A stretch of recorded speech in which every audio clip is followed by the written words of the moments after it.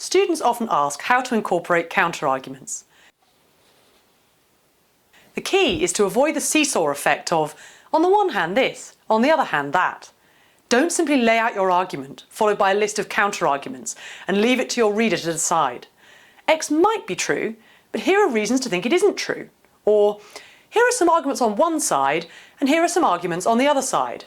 That's bad writing, because the reader doesn't know where you stand. Instead, always respond to the strongest of your imagined opponents. Don't shy away from counterarguments, but meet them head-on in the service of your own argument. For example, an essay on the philosophical question, "Will your death be bad for you?" might argue that death is bad for you, even if we mean the state of being dead, rather than a drawn-out process of dying.